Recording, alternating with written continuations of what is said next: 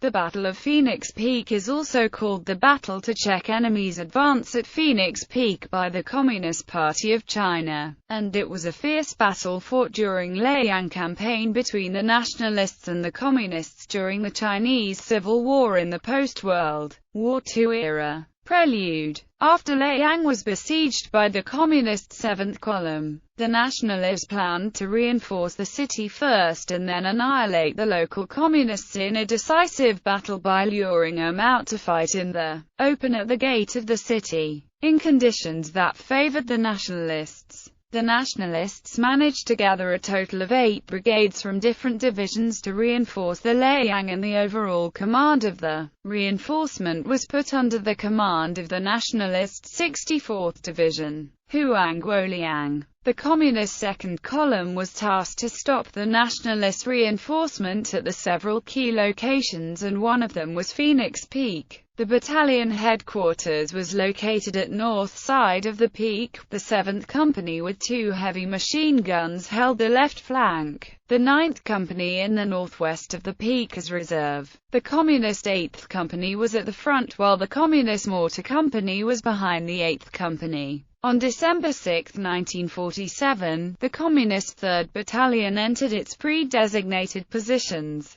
2 lines of obstacles were built and mines in the form of hand grenades and dynamite sticks were laid. Anti-tank teams included bazooka teams were also deployed. Battle. At 7 a.m. on December 8, 1947, the nationalists began the push toward Phoenix Peak, and a total of 5 battalions from the nationalist 54th Army was committed. The nationalists attacked the positions held by the 5th Division of the Communist Second Column from Greater Po and Lesser Po in 3 fronts. On December 9, 1947, the nationalist aircraft attacked the positions at the Phoenix Peak held by the Communist 7th Company and the 8th Company in conjunction with the nationalist shelling. With the exception of observers and patrols, majority of the defenders were forced to take cover in the fortifications. 3rd Squad of the Communist 8th Company discovered 6 or 7 nationalist plaincloth scouts approaching the communist positions, and a short burst of machine gun fire was enough to turn him back. Soon after, the defenders discovered that a nationalist tank approached within 300 meters of the position held by the Communist 1st Platoon. The defenders opened everything they had, and thus exposed their positions. 10 minutes later, 3 more tanks joined the original one in shelling the communist positions 200 meters away, but failed to inflict any heavy casualties on the defenders, but they did manage to destroy some of the defenders' fortifications. At 9:15 a.m., 2 nationalist companies attacked the position held by the 3rd Squad of the Communist 8th Company by following a tank that provided cover. The defenders concentrated their fire on the infantry behind the tank, while a communist soldier jumped out of trench and approached the nationalist tank, and then inserted hand grenades between the tracks and wheels of the tank, successfully blowing up the tank. Losing their armor cover, the follow-on nationalist attacks were beaten back for 3 times consecutively before the nationalists were forced to abandon any further attacks.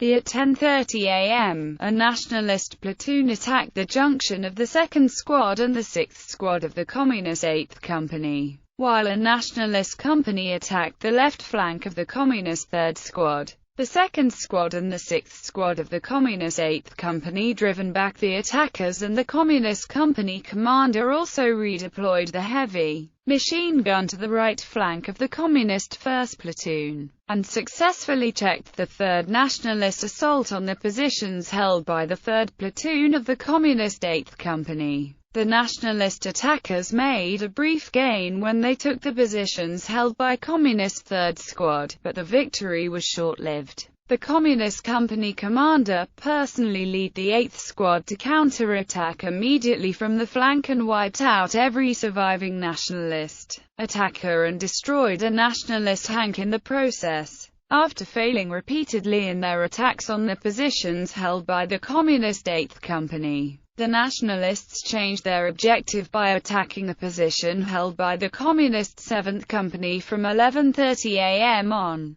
But the battalion-sized assaulting force was driven back every time due to heavy enemy fire. At 3 p.m., the nationalists launched 2 attacks simultaneously. One nationalist company attacked the position of the Communist 7th Company, while 2 other nationalist companies attacked the position held by the Communist 2nd Platoon of the 8th Company. The commander of the Communist 3rd Battalion defending the Phoenix Peak immediately reinforced the position held by the Communist 2nd Platoon of the 8th Company by sending additional bazooka and heavy machine gun crew, which helped the defender to beat back the attackers after fierce battle. The other position did not fare well. After a fierce battle that lasted over an hour, the 1st Platoon and the 2nd Platoon of the Communist 7th Company was not able to check the advancing nationalists due to the heavy casualties suffered by the 1st Platoon,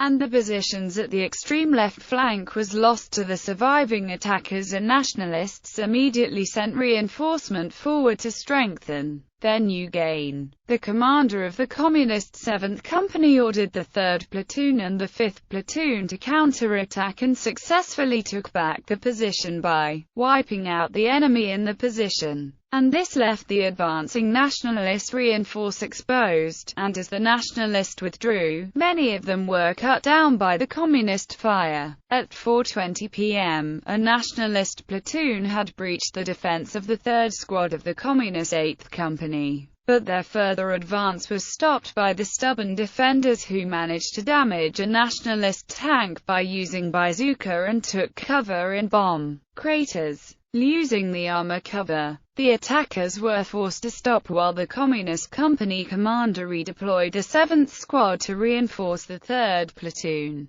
The company political commissar personally led the charge of the Communist 7th Squad, attacking the nationalist platoon from the right flank of the Communist 3rd Squad, completely wiped out the nationalist platoon. This last nationalist attempt signaled the end of the nationalist offensive, and by dusk, the nationalist withdrew and the battle ended. Outcome: the nationalist withdrew from the Phoenix Peak was part of the larger nationalist general withdrawal in Laiyang Campaign due to the worsening situation for the nationalists elsewhere on the battlefields. When the nationalist reinforcement to Laiyang was withdrawn because the need to redeploy elsewhere, not only the nationalists had missed the opportunity to retake the city, but also failed to achieve their objective that was within their grasp: to annihilate the enemy in a decisive battle at the gate of the city by luring them out to fight in the open in situations that favored the nationalists.